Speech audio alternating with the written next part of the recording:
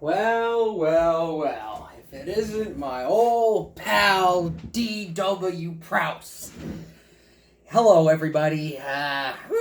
Welcome to episode 25, called I'd Rather Stick Pins in My Eyes Than Read This Book Anymore.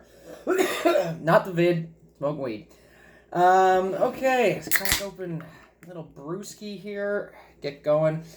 So at the end of yesterday's installment, I was touching on the two branches of legislature, the House, of course, which is the official shit from Great Britain, everything the real guys, and then the House created the Legislative Council, which was hobbled together for whatever reason. So there's the two rings, and immediately they both start butting heads back and forth. I don't understand why it was created, like, just seems mostly like an opposition party. So I don't know if that's what they were calling it, but either way, like, the House makes the rules, and the council debates it, or says, is that cool, or whatever, I guess.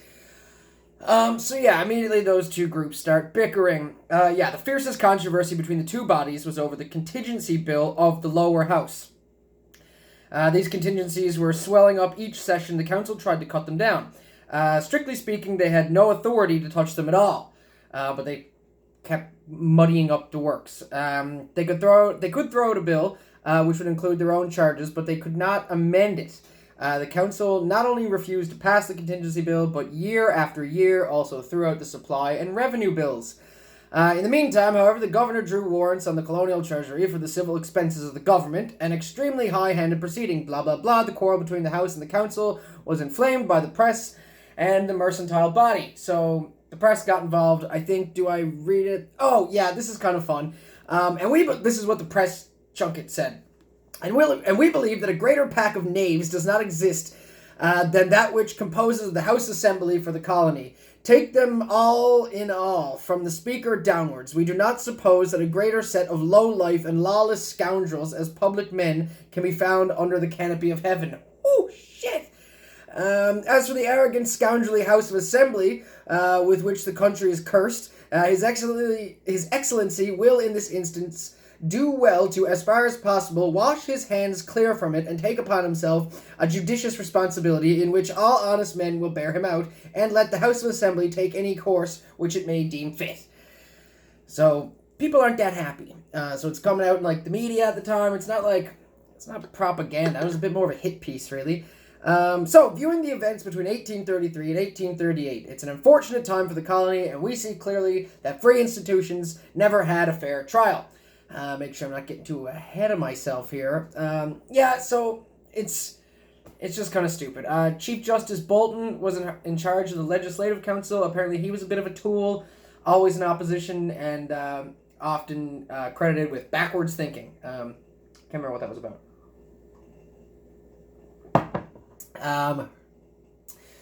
Okay. So, another issue that this foolishness brought up is a sectarian issue. We also had another element that worked against our infant assembly. I might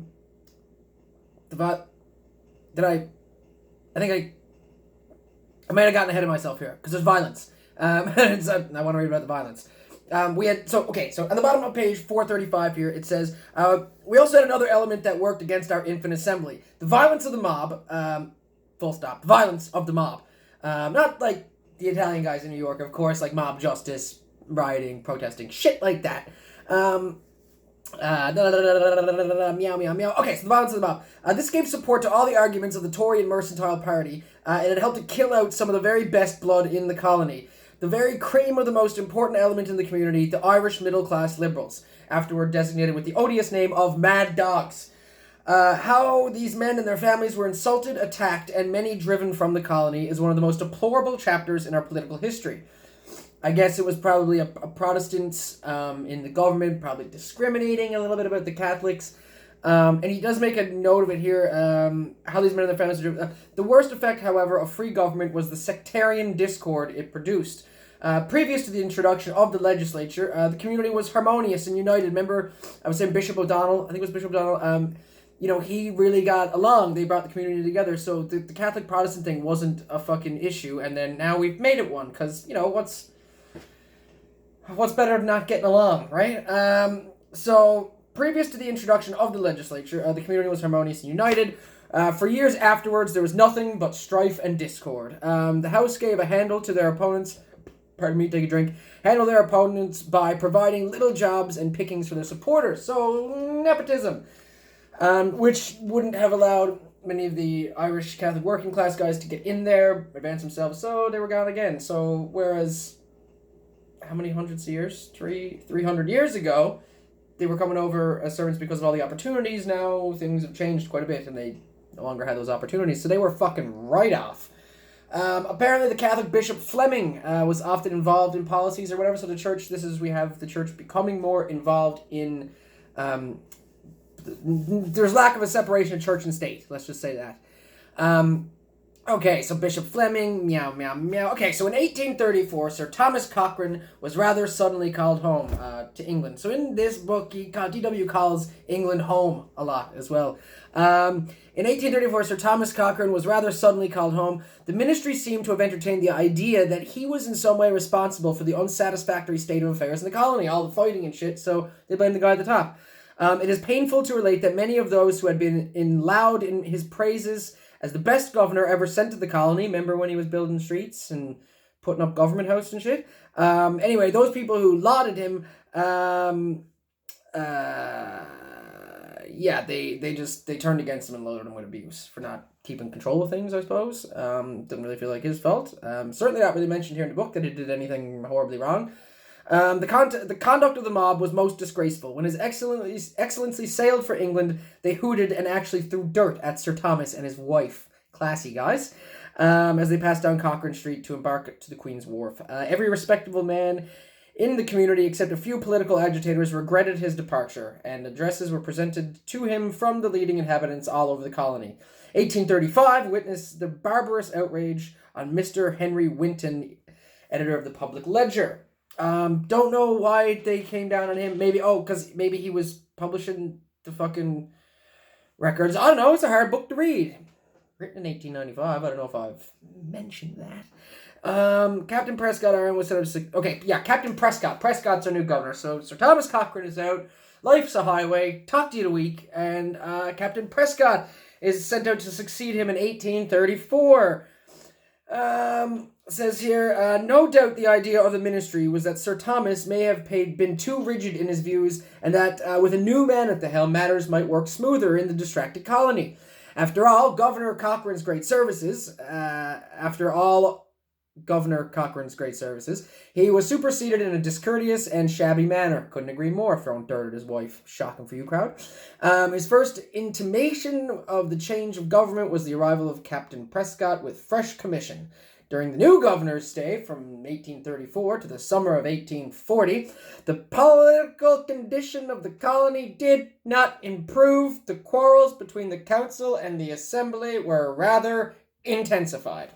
So you got rid of Cochrane, who we all liked. Cool. That really helped. All right, Prescott, let's see what you got. 1836. The first House of Assembly ended. Which means it's election time again. This caused riots in Harbour Grace, St. John's, Conception Bay, in all the riots there was just upheaval. With all the infighting and shit, I suppose. It says here, tons of people were indicted in these riots, including 6 members of the House of Assembly. And basically the election was contested. They were saying, they called it unsealed. So not so great. Apparently, the guys who were the 6 members of the House Assembly were acquitted, but other people got some pretty serious fucking jail time, I think. It says here, the most preposterous proceeding of all was the dismantling of the 1836 elections, all riots and shit, on the ground that one returned writ was unsealed. Both Bolton and Attorney General Sims declared the elections invalid. Is the greater point. New writs were ordered at the second contest. The Conservatives or the Protestants made no fight. So I guess those are the two parties, Conservatives, Protestants. And a very inferior set of members were returned, one of them being the celebrated Tom Fitzgibbon Moore of Dildo. And the point there is that Dildo has been a town since the 1830s. Didn't know it was that old. I mean, makes sense though. Yeah, between the Legislative Council and the Assembly, there was war to the knife. War to the knife. The council they threw out supply revenue, the contingency bills, as fast as the lower house enacted measures. The upper house annulled them. So they were just fucking doing the whole, like, Democrat-Republican thing down there. Like, it doesn't matter. You can put it forward. You can get through. We're just going to say no matter what it is because of who you are. Whether it makes sense or not, we're just going to fucking do this at the benefit of nobody else. Just our fucking politicians, man. Oh, God. There was only one way out of the deadlock. The ministers at home had to be appealed to, which means England. We can't settle our own shit. I still contest that we can't settle our own shit. And so now we've got to send home to mom and dad in England. A couple footnotes here. Woo! Appendix. End of the chapter. Warp through another couple pages. Deadly. Man, I love appendixes. Appendices. Is it appendi? Anyway, Queen Victoria. Chapter 15, the reign of Queen Victoria from 1837 to 1857. 20 great years, the Victorian era in England. Some of the important dates. 1840, regular fortnightly sailing packets established between St. John's and Halifax. The HMS Spitfire is the first steamer to visit St. John's. There's an Anglican bishop in 1839. 1841 was the foundation stone of the Roman Catholic Cathedral was laid. So we're starting to build a cathedral. That took a few years to... It was built in I don't know.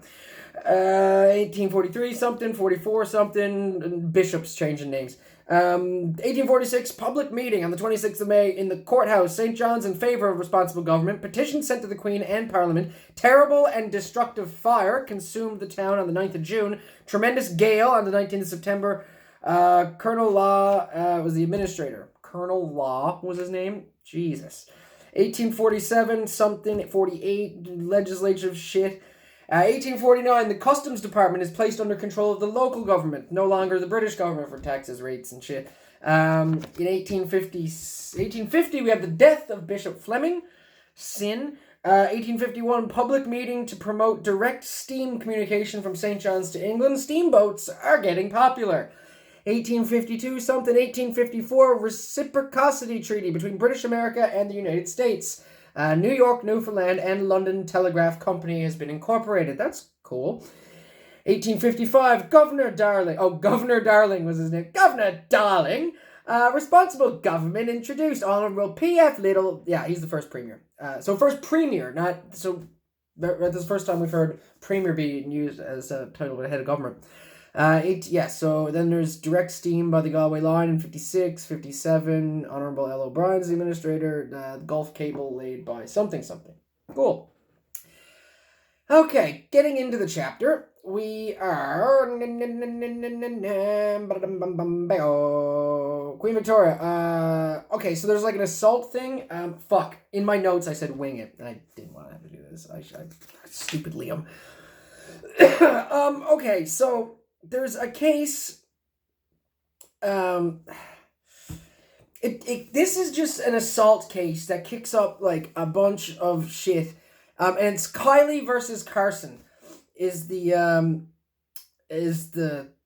court case, and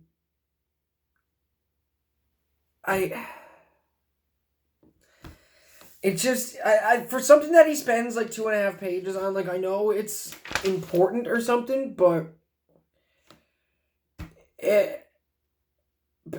been guilty of your expression, honorable house be such a gross breach in its privileges. I think it was just corrupt government or something, like, everything was just hitting the fan again. Anyway, on page 446 here, it just says, the House of Assembly, basically by the end of it, seemed to have completely lost their heads. Instead of submitting to the law and thus setting a good example, they were guilty of the most outrageous absurdities. It was the wild westerner, Tom Fitzgibbon Moore, and Mr. Kent, who proposed that Mr. Robinson, for taking up Dr. Kiley's case, should not be permitted to communicate with the House as Master of Chancery and the Legislative Council. Another notion proposed that Oh, the Newfoundlanders proprietors, the printer, sorry, I got a bit of a runny nose. The speaker issued his warrant, blah, blah, blah. The fantastic tricks of our legislators furnished the leading case on question of the powers of colonial parliaments. That's all that has to do with anything. Kiley versus Carson established the law on the subject for all time. Of just how much power one could have in this. That's it. Here's the thing. DW Prowse was a judge. And when he starts talking law in here, it's like listening to fucking Joe Rogan go on about fighting. It just, as soon as he starts, man, he just gets on and it reads just like a law book. And I'm not a lawyer. I'm a comic who can't even do fucking sets right now. So I'm gonna leave it there. Kiley versus Carson. It's not even gonna matter. No one's gonna. I'm not even gonna remember this tomorrow. So, oh shit, there's more. Okay, one. He just, even DW knows he's fucking rambling on about this shit, because he says right here at the bottom, page 447, one word more and we shall have finished with the legislatures of 1833 and 1836 and the short-lived Parliament of 1841. The terrible election riot at Carbonear in the autumn of 1840 so disgusted the British ministry with Newfoundland affairs that Governor Prescott was ordered to dissolve the legislature completely, which he did on the 26th of April, 1841. All the ways to Outer Cove, Middle Cove, and all the other coves, Constitution was suspended from that date until the 17th of January, 1843. So that's 2 years without any Constitution. In 1842, under the Conservative ministry of Sir Robert Peel, a new Constitution was given to the colony, the Amalgamated Legislature. Man, I'm so glad that DW only wanted to get one more word in about legislative fucking proceedings. The members of the Legislative Council sat with the 15 elected members. The acts were worded, be it therefore enacted by the Governor, Council, and Assembly in General Assembly convened. It was one of the queerest forms of a statutable parliament ever invented. There was an executive council, but it did not contain a single one of the popularly elected members. As usual, the whole patronage of the government was in the hands of the executive. We're past it. I fucking think, man, I'm so glad there's only 50 more years left of this book. And I figured out something cool, is that the book, the story for Newfoundland actually ends at page 550 or something. So I think what I'm going to do is I'm going to take a little break at that point. And then there's another, there's a chunk, they're considered more chapters, but I specifically said the history of Newfoundland. There is a sizable chunk on St. Pierre and Miquelon, which I'll do as maybe a separate thing after as it relates to them. Then there's the history of Labrador, which we're not going to forget, but is just not that heavily covered in our island, because Labrador at the time was a separate territory being traded back and forth between us and Canada, or Britain and Canada. So there is Labrador, a bunch of stuff. Then there is railway construction, very small, but yeah, so there's the railway construction in the country, lots of pictures there, and the telegraphic communication, which was important. So there's a bunch of little sections at the end that I might do after. I am going to need a fucking break from doing this every day. I need to pick up another hobby or do a puzzle or something. This is a big book. Okie dokie. In the summer of 1841, Captain Henry Prescott, C.B., ceased to govern us. He's been universally acknowledged to have been a polished gentleman. His speeches were able and above all concise, but the last of the naval administrators, because after that we had premier, with all his good qualities, was neither a strong governor nor a good diplomat. The whole period of his rule was troubled with political squabbles and uncertain animosities. I think we can all agree on that. He disliked Bolton, which appears to have been either unwilling to control him, blah, blah, blah. Okay, so the dawn of a brighter day is coming. Hallelujah. Things are going to get better. Because now we're building roads. Yeah, we're going to start building some roads. We built roads to Bay Bulls and Conception Bay, Middle Cove, out to Pooch Cove, and other coves. Few coves on the go, boys. The Bay Bulls line. I don't know if it went as far as Fairyland right away, but, that stretch of highway, which is good. We're going to give credit to Mr. James Douglas and a Mr. O'Brien, get the credit for those guys, who are actually known as the Colossus. James Douglas and Mr. O'Brien, named the Colossus of Roads. We're busy getting all the ways to Outer Cove, all the other coves. But Sir Brian and then Sir Mr. Robertson was also a friend of Justice Hardy. Remember when they were like, what do you want to build roads for? What? And and have people stay here. Remember, who the fuck was protesting that? Some friggin' twat over in Britain somewhere. Anyway. Okay. Yep, so we're building roads. We don't really talk much more about that. The arrival of Sir John Harvey on the 16th of September, 1841 marks an important point in our history for some reason. Not sure yet. For the first time, the control and management of the colony were placed in the hands of two able politicians. Think about how that's a point worth making. That for the first time in 1841, nearly 400 years after we were, or 350 years after we were discovered, for the first time, the control and management were placed in two people who were capable to do it at the same time. Imagine. Two heads are... Oh, my God.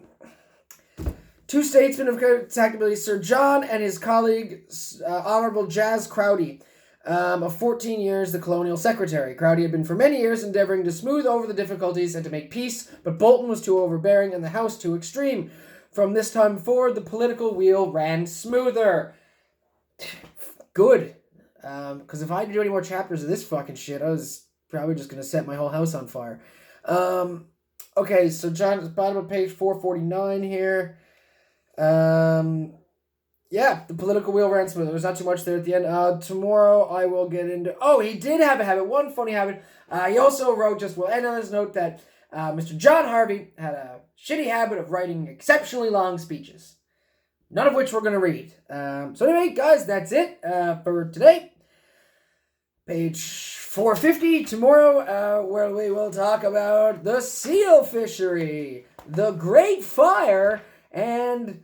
more about the Great Fire. Cool. The departure of Harvey and new legislature. Cool. So anyway, we'll get to that. Thank you guys for listening. I have been Liam Small, and this has been Liam Small, Abridges, A History of Newfoundland by DW Prowse, 15 to 20 pages at a time, every day, or until the bar is open, or if I don't particularly feel like doing it that day. Shorter one today, I guess. I know, it's because I skipped that whole bit about that fucking trial. That was like 3 pages. We had a little appendix in there. I'm not mad at it. I'm going to take a win as a win. Stay sane. Happy learning, everybody. Yeesh. Go do something cool tomorrow. Fucking something. Send me a picture. I don't know. I'm bored. Spend a lot of time in the kitchen. I'm not cooking anything. Send me your best Irish stew recipe. Tell me what grandmother puts in her Irish stew. That'd be wicked. Okay, bye.